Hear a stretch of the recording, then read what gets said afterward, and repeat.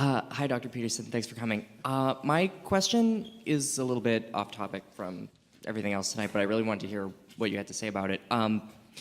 I work in residence life here at UBC, and in the community where I am, we were recently affected by a suicide of someone who lived in our community, and I was upset about it, not just because obviously it's a horrible thing to have happen, but also because res life in the university, like they talk all this talk about like self-care and your mental health is so important to us, but then things like this still happen. So I wanted to know, like, if you think, like, what do you think the university should be doing to keep stuff like this from happening in the future? Well, it's not self-evident that it's the university's responsibility.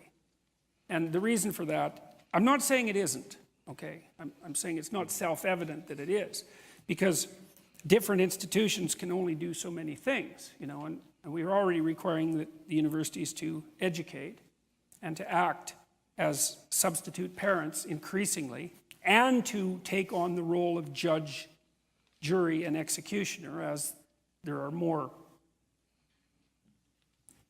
what should be criminal cases being handled within the university, say.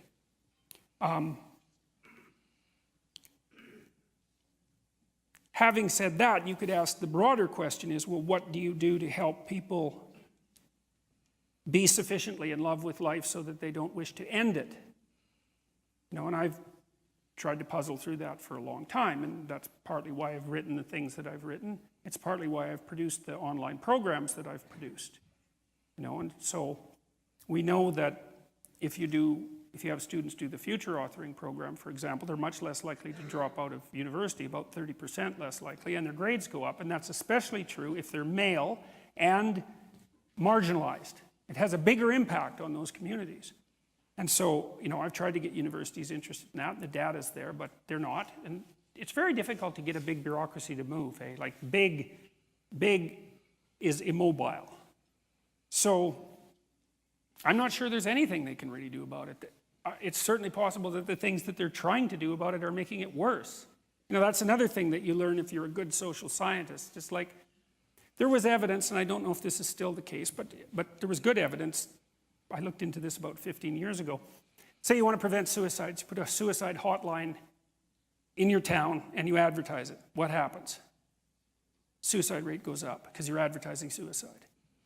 Right, and lots of interventions are like that. It's really, really hard to make things better, and it's really, really easy to make them worse.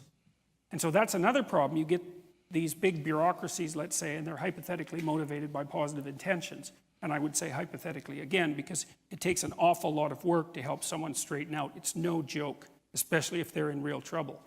And they put in place these structures that are designed to help, but they don't ever evaluate them.